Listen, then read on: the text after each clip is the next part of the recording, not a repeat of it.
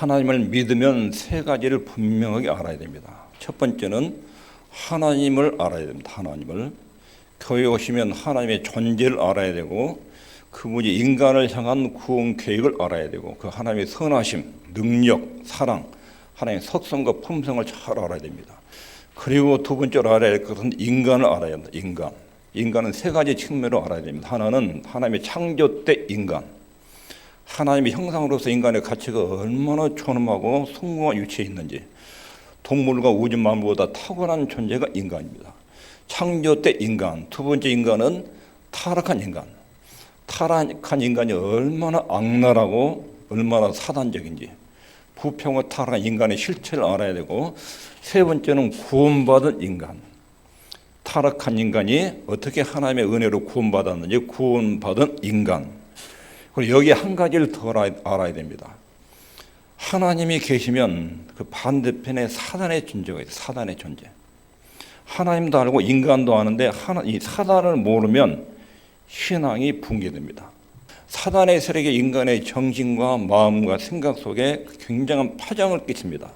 인간이 하나님의 은혜와 사랑을 입지 못하면, 즉 하나님의 도움을 받지 못하면, 하나님과 연결되어 있지 않으면 반드시 인간은 사단의 지배 아래 삽니다. 인간의 모든 문제의 배경에는 사단의 존재가 있습니다. 전쟁 그리고 기근 모든 배경에 사단이 있는데 이 사단은 어떤 존재인지 무슨 일을 하는지 사단의 목적이 무엇인지 지난주의 말씀을 잠깐 정리하면 사단의 목적은 하나님께 도전하고 하나님의 일을 파괴하는 것입니다. 특별히 하나님의 형상대로 지음받은 인간과 하나님을 분리시키는 것입니다.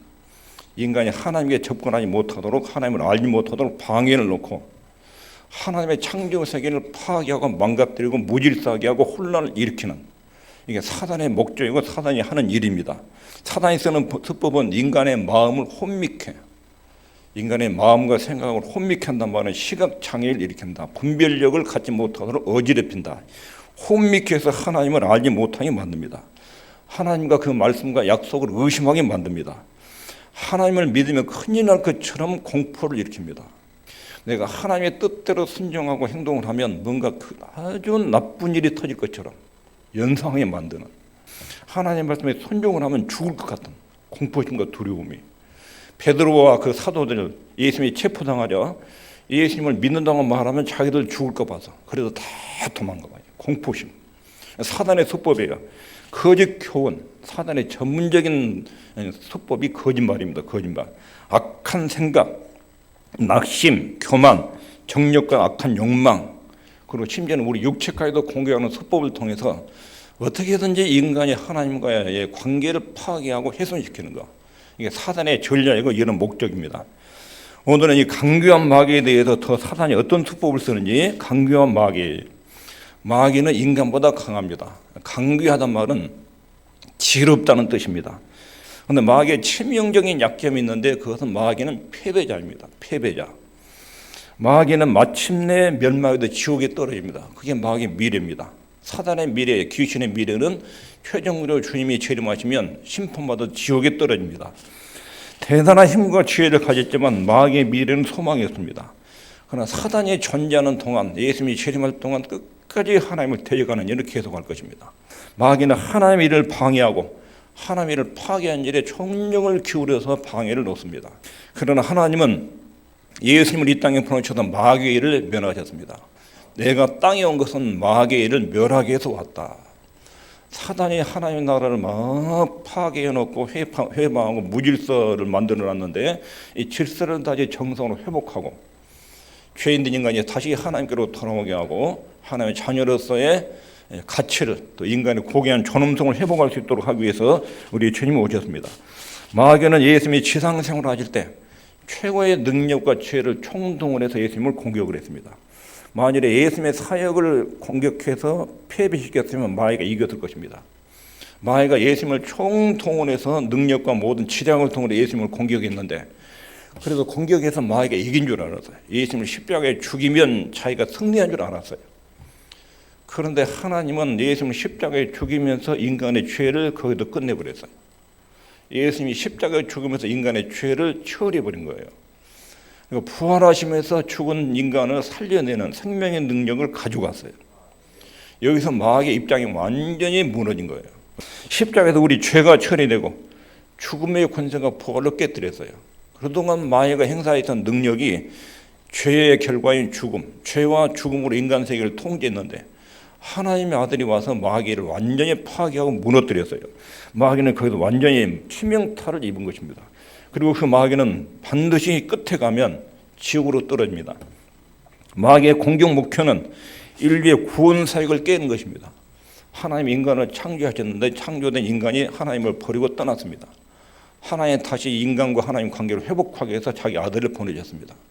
그리고 예수님이 십자가 부활로 회복 사역을 이루셨습니다. 이게 하나님의 구원 사역이에요. 이런 구원 사역을 최대한 방해하기 위해서 사단이 활동했는데 결국 사단이 무너졌어요.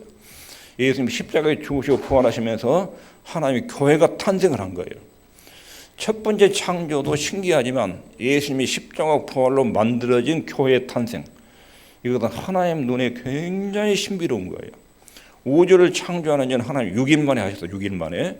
그러나 타락한 인간을 하나님께로 돌아오게 하는 일은 수천 년 동안 하셨어요. 지금도 그 일 진행하셔요. 그러니까 창조 사역은 간단한데 한 인간을 구원해서 하나님 백성을 만드는 일은 평생을 하셔요. 수천 년 동안. 하나님의 구원 사역이에요. 그렇게 해서 하나님의 교회가 탄생했기 때문에 교회는 하나님의 최고의 관심사예요. 마귀에게 있어서도 교회는 최고의 관심사예요. 교회가 탄생하고 교회에 다니는 사람들은 사단의 공공 목표의 1호. 사단은 교회를 파괴하는 일에 모든 지략과 능력을 총동원합니다. 그 결과 교회는 마귀의 중요한 공격의 목표물이 된 것입니다. 예수님께서 땅에 계실 때 하신 말씀이 선생의 제자보다 높다. 선생의 나를 사단이 공격을 했다면 나를 믿는 교회도 사단이 무차별적으로 공격을 할 것이다. 마귀가 나도 공격을 했다. 그럼 나를 믿는 사람은 얼마나 많이 공격을 하겠느냐. 주님이 그렇게 말씀하셨어요. 여러분들이 신앙생활을 잘하면 잘할수록 사단의 공격은 더 치열하게 들어옵니다. 이것을 인정해야 됩니다. 사단이 항상 나를 노리고 있다. 하루 24시간 그놈은 쉬지도 않고 잠도 안 잡니다. 24시간 우리의 마음과 생각을 들여다보고 틈만 나면 생각 속에다가 생각도 암시 집어넣어요. 그러므로 하나님의 백성들은 마귀의 괴계를 잘 알아야 됩니다. 로마서부터 계시록까지는 편지문입니다. 편지문. 교회와 개인에게 보낸 편지예요. 로마서는 바울 사도가 로마에 있는 교회에 보낸 편지예요.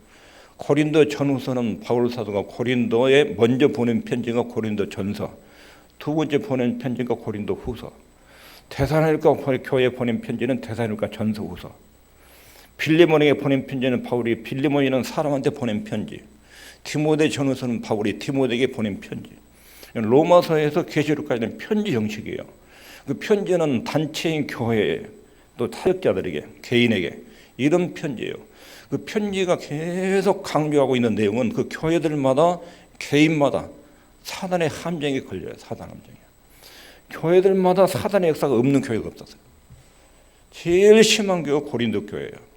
고린도 교회에서 사단이 얼마나 교회를 파고들고 치고 있는지 그 사단의 공격으로 인해서 교회가 아주 난장판에 된 경우가 있고 어떤 성도는 사단의 공격 때문에 배교, 하나님을 떠나고 하나님을 안 믿고 교회를 떠나는 사람이 생기고 어떤 성도는 사단의 공격 때문에 굉장히 고통을 겪고 있고 이런 일들이 신약 성경에 나오는 교회들마다 있고 사역자들마다 거기 있어요.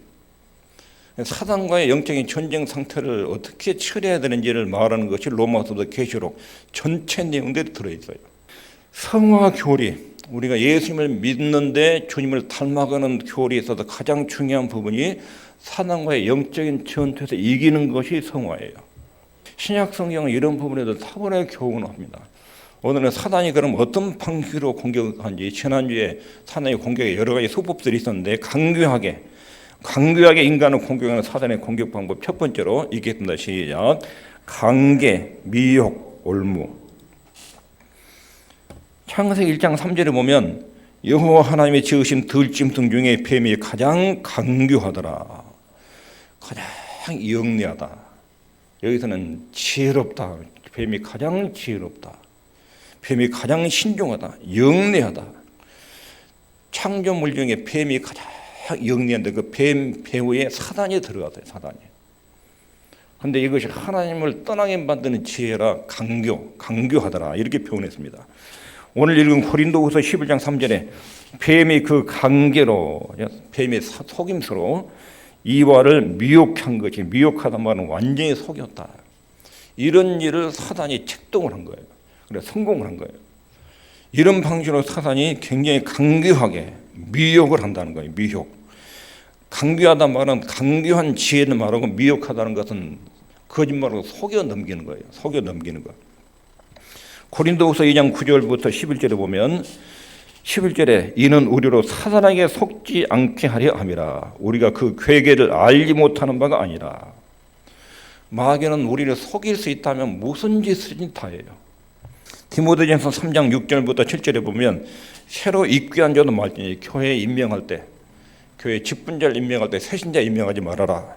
왜냐하면 교만하여서 마귀를 정죄하는 그 정죄에 빠질까 하며 또한 외인에게서도 선한 증거를 얻은 자라 할지니 비방과 마귀의 올무에 빠질까 염려하라. 올무. 어릴 때 저 산에서 그 토끼 잡기 위해서 꽁 잡기 위해서 올무를 많이 놨습니다. 그 올무를 넣을 때는 그 철사에서 냄새가 안 나도록 불에다 싹 그을립니다. 철사 냄새 나면 동물이 금방 알거든요. 싹 이 불에다 그을러요. 그럼 냄새가 없어져요. 그러니까 그것을 반들반들 동물이 다니는 길이 있습니다. 그 옆에다 나무에다 다 묶습니다. 거기다가 또 다 나무로 가립니다. 안 보이게. 동물이 가다가 무심코 가다가 영락없이 올무에 걸립니다. 사단이 우리에게 쓰는 수법이 올무입니다.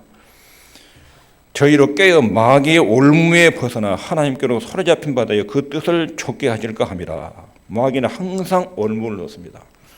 그래서 바울 사도가 디모데에게 올무에 빠진 성도들을 건져내기 위해서 사단의 올무에 빠지는 사람들 건져내기 위해서 디모데야 너는 오래 참고 위험을 알려주고 어떻게 피할 것인지를 잘 가르쳐줘라.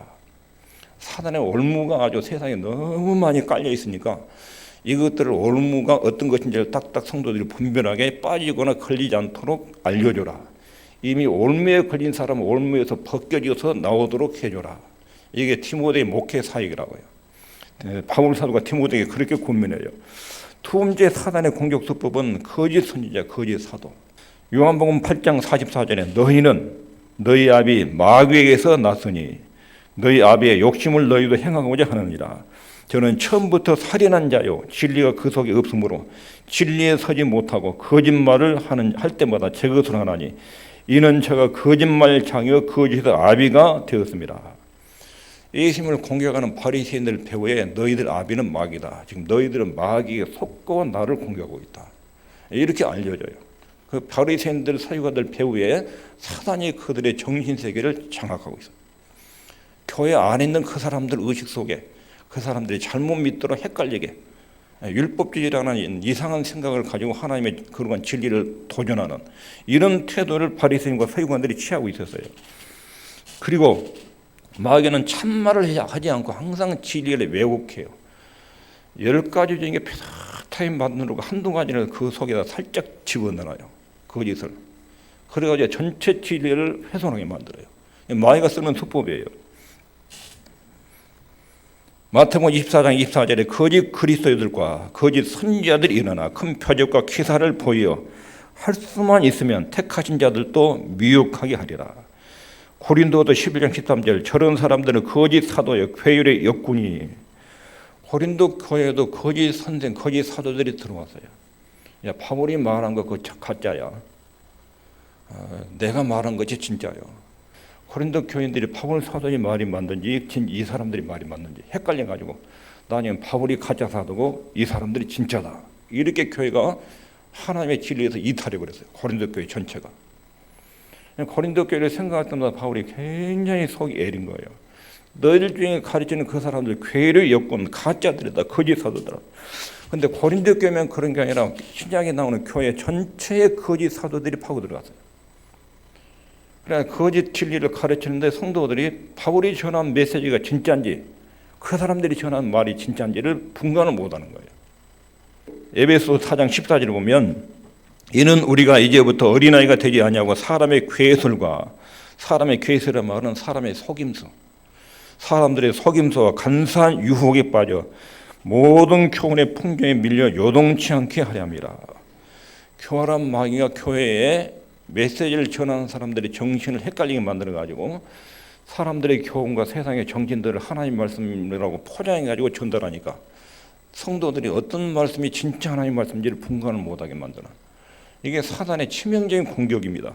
데살로니가서 2장 8절부터 10절까지 보면 그때 불법한 자가 나타나라니 주 예수께서 그 입의 기운으로 저를 죽이시고 강림하여 나타나심으로 패하시리라.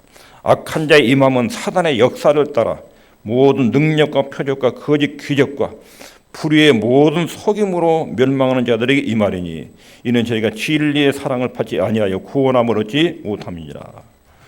성경 곳곳의 교회들마다 객인마다 사단이 믿음의 진리, 복음 진리를 끊임없이 변형시켜요.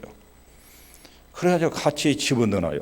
그래도 디모데전서 4장 1절 2절에 그러나 성령이 밝히 말씀하시길 후일에 어떤 사람들이 믿음에서 떠나 미혹해 하는 영과 귀신의 가르침을 좇으리라 하셨으니 자기 양심이 화인 맞아서 외식함으로 거짓말하는 자들이라.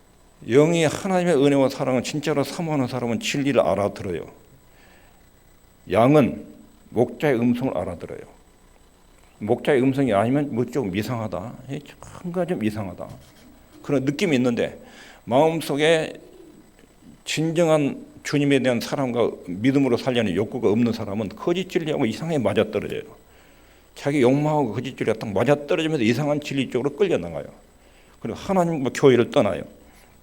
히브리서 3장 13절에 오직 오늘이나 일컫는 동안에 매일 피차 군면하여 너희 중에 누구든지 죄의 유혹으로 강팍하게 됨을 면하라. 죄의 유혹으로 넘어가면 마음이 굳어져 간다.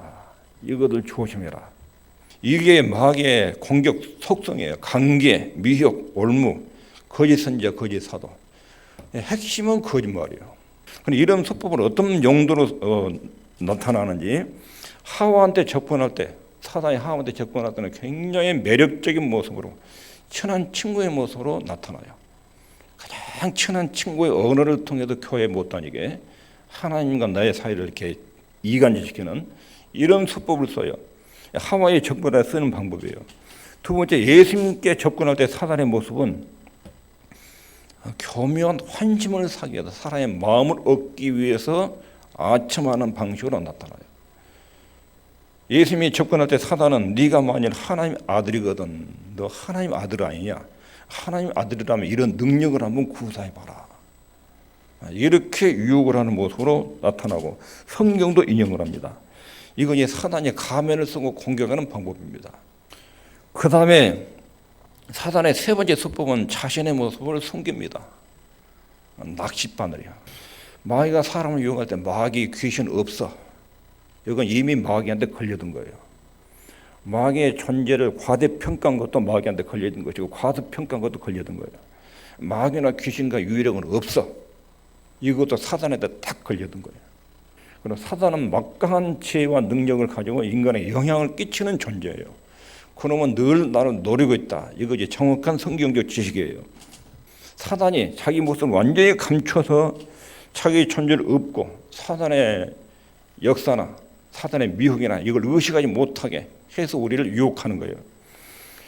그러니까 사단을 대적하는 첫 번째 비결이 뭐냐면 이게 사단의 역사구나. 딱 알면 구름이 벌써 50% 뒤로 물러가 버려요. 지금 내 생각 속에 떠오르는 거, 이게 마귀 역사네. 여러분 이것만 딱 감지하면 사단이 뒤로 팍 물러가요. 사단은 자기는 모습을 숨기면서 공격을 합니다. 여기까지 보면 마귀 역사에 대해서 접근하는 내용이 30부분이에요. 30부분. 교회 역사를 보면 사단이 얼마나 교회들을 공격해 왔는지, 예루살렘의 첫 번째 총회가 열리죠. 예루살렘 총회. 총회란 말은 그때 당시 교회 전체 회의예요. 지도자들 전체가 모여서 예루살렘 회의를 했어요. 회의의 목적 안건이 뭐였습니까? 안디옥 교회에서 제기한 이단에 대한 문제였어요. 안디옥 교회, 바울이 1차 선교 여행을 하고 복음을 전하고 쭉 돌아서 안디옥 교회도 보고를 했습니다. 보고를 받는 자리에서 바울 사도 잘못 전하고 왔습니다. 우리 유대의 율법을 전하고 할례를 가르쳐야지 이걸 빠뜨리고 예수 믿는 믿음으로 구원받는다고 전했다면 이건 잘못된 것입니다. 안디옥 교회도 그 문제를 해결을 못하니까 이 안건을 예루살렘 총회로 상정을 했어요. 그래서 바울과 그 유대주의자들과 예루살렘 총회를 가가지고 총회에서 베드로, 야고보 이런 사도들이 있는데 회의를 열어요. 안건이 나와요. 우리가 구원받는 것이 예수 그리스도를 믿는 믿음으로만 가능하냐? 할례를 행하고 율법을 행하고 절기를 지켜야 구원이 완성되느냐? 이게 초대 회의예요. 사단은 순수 복음에 예수님의 십자가의 능력, 십자가의 피로만 우리 죄를 용서하는 데는 미흡하다. 그러니까 여기에다 인간의 공로와 선행을 붙여야 완성된다. 이런 내용을 갖다가 붙여놓은 거예요. 갈라디아 교회도 이 진리, 거짓 진리에 속았고, 여기 핵심적인 문제는 뭐냐면 예수님이 십자가의 죽음의 그 사건은 엄청나게 보배로운 거예요. 전 인류의 죄를 다 용서하고 남을 수 있는 가치가 있는 거예요. 근데 예수 그리스도의 십자가의 보배 피를 믿는 것으로는 내 죄가 용서가 안 되고 거기다 내 행동이 덧붙여야 돼야 그 죄가 용서가 되고 구원받는다. 이런 내용을 사단이 속였는 거예요. 예루살렘 총회의 결론이 예수 그리스도를 믿은 믿음으로만 구원이 충분하다. 총회 일체 결론이야. 사도행전에 나오잖아요. 초대 총회가 열렸을 때 거짓 진리가 사단의 교회에다가 거짓 진리를 뿌려놨어요. 이걸 분별하게 해서 교회가 모여서 첫 번째 교리가 만들어졌어요. 우리의 구원은 예수 그리스도를 믿는 믿음으로 유일하게 이루어진다. 오직 예수님의 이름으로만 구원 얻을 수 있다. 행위에서 온 것이 아니다. 이렇게 사단은 끊임없이 교회가 그대로 총회가 수시 모였습니다. 총회는 모여서 교리들이 확정됐어요. 삼일절 교리, 성령의 신성, 예수님의 신성 이런 것들이 늘 사단의 공격을 받아가지고 무너질 때마다 교회가 회의를 모여서 교회의 진리를 늘 규정을 했습니다. 신앙 고백서들이 작성이 되고 이 교회 역사에 수천 년 동안 수도 없이 많이 있었습니다. 오늘 말씀을 정리하면 사단은 거짓말쟁이로 이렇게 역사하는데 사단의 목적은 하나님과 인간을 이간질시키는 거예요. 이간질. 어떤 방법을 써서 혼미케 하고 의심이 일어나게 만들고 하나님 뜻대로 살면 나쁜 결과가 나올 것처럼 공포심을 조장하고 거짓 교훈을 사용하고 악한 생각을 동원하고 낙심하게 만들고 교만하게 하고 정욕과 악한 욕망에 빠지게 하고 또 때로는 우리 몸을 공격하고 오늘 쓰는 사단의 방법은 강교한 방법을 쓰는데 강교한 미혹, 강교한 속임수로 진리를 떠나게 만드는 거짓 가르침들, 거짓 사도들, 이단들 속임수를 쓸 때 친한 친구 모습으로 환심, 숨김, 거짓말 때로는 공포심, 핍박이라는 방법으로 이게 통하지 않으면 유혹으로 북한의 경우는 우는 사자예요. 남쪽의 교회를 공개하는 사단의 수법은 유혹이에요. 유혹. 둘 다 극복하기 어려운 것입니다. 예수 믿으면 죽인다. 이것도 참 힘든 것이고 남쪽은 너무 편안해가지고 조금만 내 기회에 안 맞으면 교회를 안 나가요. 날씨만 커져도 교회를 안 나가요. 유혹. 너무도 좋은 믿게들이 많아요. 교회에 가서 하나님 앞에 예배하는 것보다 좋은 것들이 너무 많아요. 사단이 던져는 믿게들이 너무 많아요. 이것만 잡으면 세상을 굉장히 성공적으로 아름답게 살 것처럼 보이는 믿게들이 너무 많아요. 주변에. 이 믿게가 남쪽 우리나라에 사단이 던져놓은 유혹들이에요. 마귀와 영적인 전쟁에서 이길 때 여러분과 제 모습이 주님 모습으로 닮아가고 이 전쟁에서 승리할 때 가장 아름답고 가장 성공적이고 가장 좋은 파장을 끼치는 하나님의 백성으로 삽니다. 마귀와의 전쟁에서 패배하면 우리의 마음이 낙담되고 절망하고 불안하고 두렵고 어둡게 느껴지고 인생 사는 것 자체가 무의미하고 험하게 느껴지는 사단과의 전쟁에서 패배하면 그런 열매들이 우리 속에서 형성이 돼요. 여러분 요즘 삶이 행복합니까? 속에 허무 같은 것이 없습니까? 불안 없습니까? 두려움 없습니까? 사단과의 영적인 전투에서 승리할수록 행복하고 아름다운 삶이 이어지게 될 것입니다. 기도하겠습니다.